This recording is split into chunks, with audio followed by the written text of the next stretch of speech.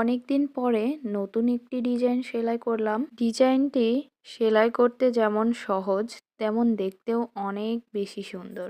এই ফুলের ডিজাইনটি সেলাই করার জন্য আমি ব্যবহার করেছি বন্ড উল সুতা।